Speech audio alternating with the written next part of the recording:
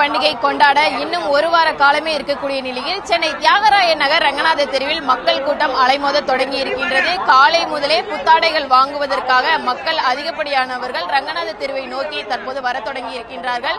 குறிப்பாக ஒவ்வொரு ஆண்டும் தீபாவளி பண்டிகையை ஒட்டி சென்னையில் பெரும்பாலான மக்கள் அதிகப்படியானவர்கள் தியாகராய நகரை நோக்கி அதிகப்படியானவர் வருவார்கள்.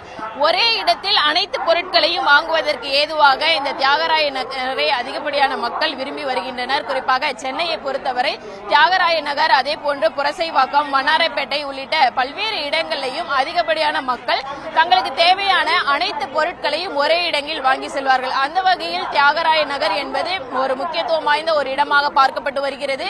அந்த வகையில் தற்போது தீபாவளி பண்டிகை கொண்டாடுவதற்கு இன்னும் ஒரு வாரம் மட்டுமே இருக்கக்கூடிய நிலையில் தொடர்ச்சியாக காலை முதலே இன்று விடுமுறை நாள் என்பதால் அதிகப்படியான மக்கள் தற்போது குடும்பமாகவும் அதே போன்று நண்பர்களுடனும் தற்போது தியாகராய நகரை நோக்கி படையெடுத்த வண்ணம் இருக்கிறார்கள். தொடர்ச்சியாக இன்னும் நேரம் செல்ல செல்ல அதிகப்படியான மக்கள் வருவார்கள் என எதிர்பார்க்கப்பட்டு வருகிறது.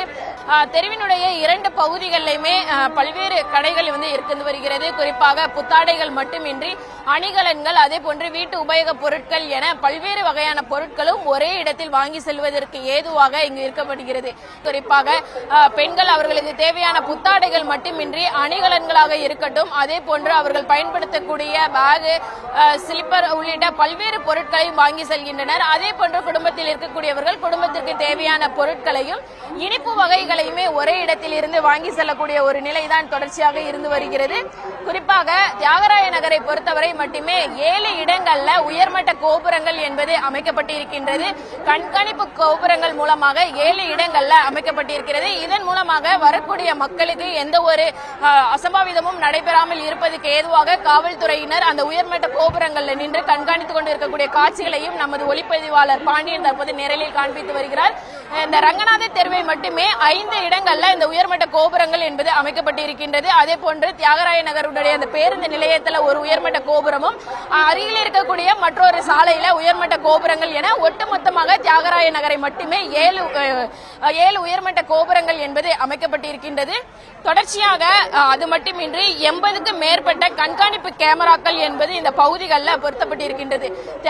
தியாகராய நகரில் மட்டும் கிட்டத்தட்ட 80 கண்காணிப்பு கேமராக்கள் என்பது பொருத்தப்பட்டு அதன் அடிப்படையில் மக்கள், பேருந்து நிலையத்தில் இருந்து வரக்கூடிய மக்கள், அதே போன்று ரயில்வே நிலையத்தில் இருந்து வரக்கூடிய மக்கள் மற்றும் இதர வழியில், அதாவது தங்களுடைய சொந்த வாகனத்தின் மூலமாக வரக்கூடிய மக்கள் என ஒவ்வொரு பகுதியில் இருந்தும் வரக்கூடிய மக்களை தொடர்ந்து கண்காணிப்பு கேமராக்கள் மூலமாக காவல்துறையினர் தியாகராய நகரில் இருக்கக்கூடிய காவல் நிலையத்தில் இருந்து தொடர்ந்து கண்காணித்து வருகிறார்கள்.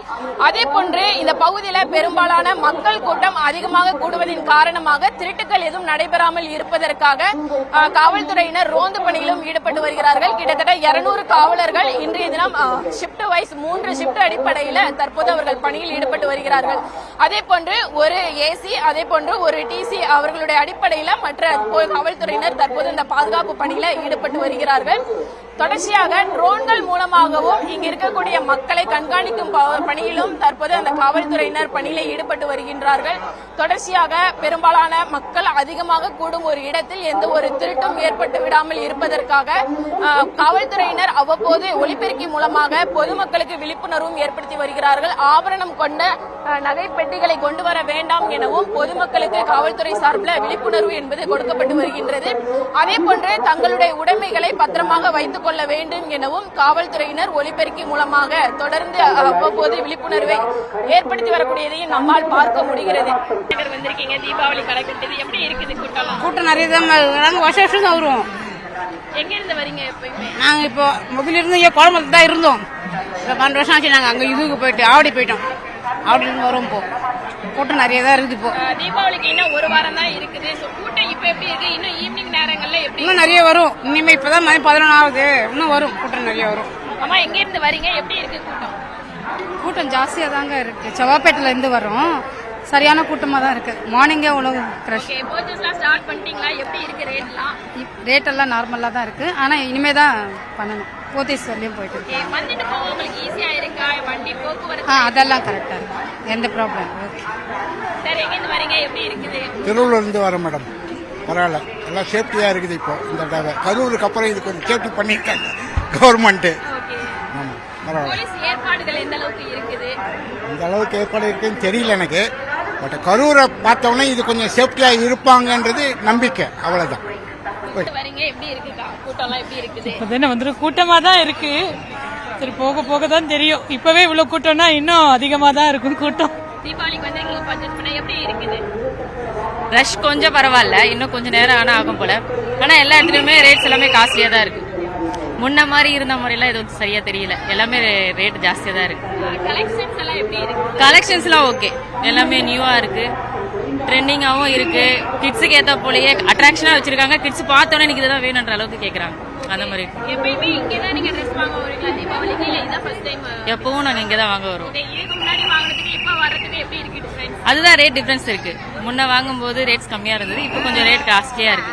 ஆக்சுவலாக எனக்கு சண்டேன்றதுனால வீக்கெண்டு ஷாப்பிங் பண்ண வந்தோம். நல்லா இருக்கு. இப்போ தான் என் ஃப்ரெண்ட்ஸ் எல்லாமே ஷாப் பண்ணோம்.